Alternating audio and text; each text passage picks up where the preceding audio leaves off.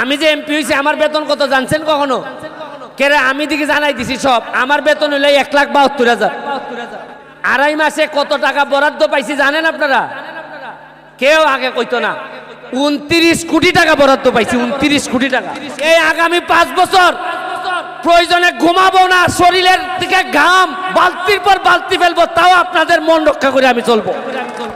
এবং আপনারা যে ঋণী আমারে করছেন, গুলামি কইরা হইলো এই ঋণ পরিশোধ করবো, আমি কথা দিয়ে যাইতেছি আপনাদেরকে। এবং আরেকটা কথা বলি, আপনারা কি জীবনে শুনছিলেন যে এমপি হইলে বেতন কত? আপনাদের চা বাগানে বেতন কত দেন বলেন? শ্রমিকদের বেতন কত দেন? 170 টাকা আপনারা ডেইলি পান। আর মাসে কত? 170 টাকা করে হইলে ধরেন 6,000 নাকি? 6,000-এর মতো আপনার বেতন। আপনারা সারাদিন কামলা দিতেছেন, 6,000 বেতন। আপনাদের অনেক সুবিধা আরো আছে। আর এমপির বেতন জীবনে জানছেন কত? আমি যে এমপি হয়েছি আমার বেতন কত জানছেন কখনো? কেরে আমি দিকে জানাই দিছি সব। আমার বেতন হইলে 1,72,000। কত? এটা দিকে আগে কেউ জানাইলো না। এরপরে আমি মাত্র আড়াই মাস হয়েছে। আড়াই মাসে কত টাকা বরাদ্দ পাইছি জানেন আপনারা? কেউ আগে কইতো না। 29 কোটি টাকা বরাদ্দ পাইছি, 29 কোটি টাকা। এর মধ্যে 25 কোটি টাকা খালি রাস্তা বানাইমু সোনারঘাট আর মাধবপুরে। 2 কোটি টাকা মসজিদ এবং মন্দিরে দিতে পারবো। আর 2 কোটি টাকা যারে মন্দরে দিতে পারবো। ঈদগাহ, যা মন্দরে, মাঠ, যা ইচ্ছা করতে পারবো। এই যে আমারে দেখাইছে আপনাদের মাঠ ভেঙে গেছে, এখানে মাটি নামতেছে। ওই আমি জালাল রে কইছি, বা এখানে যারা নেতৃবৃন্দ আছে কইছি যে তোমরা বরানি শুরু করো। এরপরে আপনাদের বাগানের সাবেক চেয়ারম্যান সাহেব আমারে কালকে বলল যে আপনাদের এখানে নাকি একটা পুকুর কাটানো লাগে। কোথায় এটা পুকুর কাটানো? কোথায়? হ্যাঁ, এই টিলায় কইছে সদর। কি টিলা? কাছে আসো। আপনি পঞ্চায়েত সভাপতি নানি, মোটা তো দেখা যায়। এটা কোন জায়গায়? সদর নিমাইটলার মাঝখানে একটা পুকুর বানাইবো। আমি বলছি হ্যাঁ, দুর্গা বিসর্জনের জন্য। আমি বলছিলাম যে আজকেই কাজ শুরু করে 1 সপ্তাহের মধ্যে পুকুর হয়ে যাবে, টাকা দিব আমি।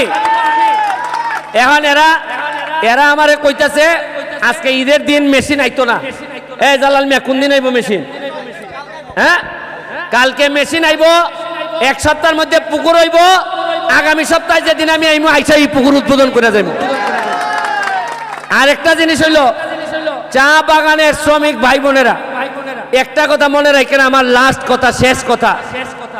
আপনারা এইবার আমারে ভোট দিয়া এই ব্যারিস্টার সৈয়দ সাইদুল হক সুমনের যে সম্মানিত করছেন, এই আগামী 5 বছর প্রয়োজনে ঘুমাবো না, শরীরের দিকে ঘাম বালতির পর বালতি ফেলবো, তাও আপনাদের মন রক্ষা করে আমি চলবো। এবং আপনারা যে ঋণী আমারে করছেন, গুলামি কইরা হইলো এই ঋণ পরিশোধ করবো, আমি কথা দিয়ে যাইতেছি আপনাদেরকে। আপনারা ভালো থাকবেন। আজকে গান শুনবো আমরা, এই জন্য সবাইরে বক্তব্য দিতে পারি নাই, ক্ষমা সুন্দর দৃষ্টিতে দেখবেন। এখন আমি আমাদের সভাপতি, আমাদের ম্যানেজার সাহেব, তো ম্যানেজার সাহেব বলার আগে আমাদের যে জাপানি ভাই, জাপানি মালিক ভাই, উনি যেখানে যায় এখানে কিছু না কিছু দিয়ে আসে। কি দেয়? কিছু না কিছু অনুদান দেয়। এখন তোমরা বাগান থেকে কি চাও যে ভাই, 2টা জিনিস, যদিও বাইরে এলাকার না, কি চাও? এই পঞ্চায়েত দিকে আসো, কিতা চাও? একটা জিনিস অন্তত কিছু একটা বরাদ্দ দিবসে কিতা না মন্দির না হইয়া দিও না, আগে পাঠাতে থেকে গো স্যার।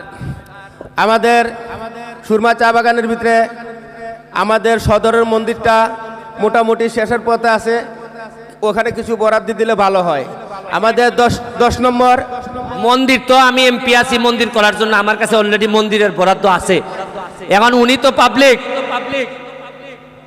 রাস্তাও আমি করে দিব, কিন্তু আমাদের নিমাইটলা এবং সদরে আমাদের 2টা দশাচারী ঘর ছিল। যে আমাদের নিমাইটলা এবং সদরে 2টা দশাচারী ঘর ছিল, এই ঘরগুলি নাই। ঘরগুলি যে কোনো কারণে মন্দির করতে যে আমরা এটা ভাঙা নিছি, কিন্তু জায়গা আছে, আমরা ঘরটা উঠাইতে পারতাছি না। আপনাদের কাছে অনুরোধ, আমাদের সদরে একটা পঞ্চায়েতি ঘর আর নিমাইটলা আপনার একটা ক্লাব ঘর, এই আপনাদের কাছে এটা অনুরোধ। 8 লাখ। দুইটা ঘর করতে 8 লাখ টাকা লাগবে আমারে বললো। আমি তো বলছি যে সরকার যদি টাকা না দেয় আমি ব্যারিস্টার হিসেবে টাকা দিব, তাও অন্তত তোমাদেরকে ফিরাইতাম না। মন্দির তো করাই হবে এই দুইটার। সামালে আগাও আগাও কিতা কয়।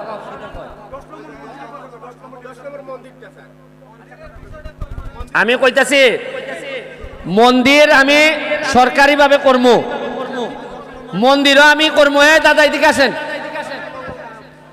আগে বুঝেন মন্দির যা আছে তা সরকারিভাবে বরাদ্দ দিয়ে আমি করবো। এখন একজন ভদ্রলোক আইছে যে এমনি কিছু সাহায্য করব, এইটার জন্য এরা বলছে যে ক্লাব ঘর করার জন্য। আপনার কোনো বক্তব্য আছে?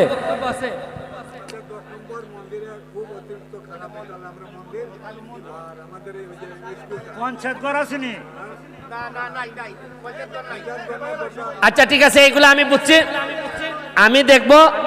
আপনি আচ্ছা মাঠ যা লাগে আমি এগুলা করে দিব।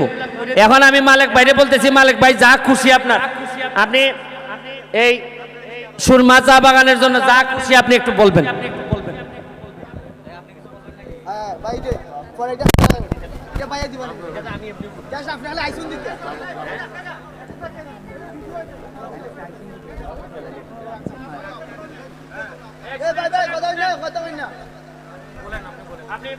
আমাদের এখানে আজকের বীজ উদ্বোধনের সম্মানিত সভাপতি, সুরমা বাগানের ম্যানেজার সাহেব উপস্থিত, এখানে অনেক মেহমান আছেন এবং আমাদের বাগানের শ্রমিক ভাইয়েরা, আপনাদের সুরমা বাগানে আজকে এই অনুষ্ঠানে আমি আসার জন্য আমি অত্যন্ত আনন্দিত হয়েছি।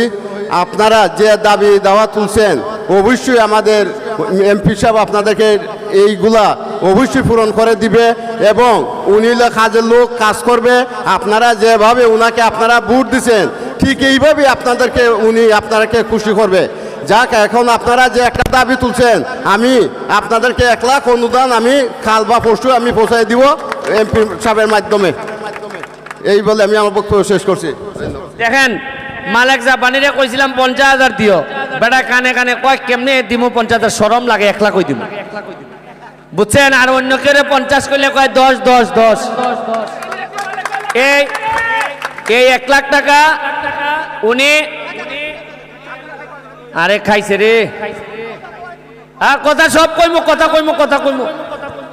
এখন আমরা ম্যানেজার সাহেবকে দিতেছি, ম্যানেজার সাহেবের বক্তব্যের পরে আমরা দর্শক সারিতে চলে যাব, আমাদের গান শুরু হয়ে যাবে। ধন্যবাদ। আজকের এই শুভ দিনে সম্মানিত প্রধান অতিথি ব্যারিস্টার সাইদুল হক সুমন এমপি সাহেব এবং বিশেষ অতিথি অত্র এলাকার প্রাক্তন চেয়ারম্যান বাবুল হোসেন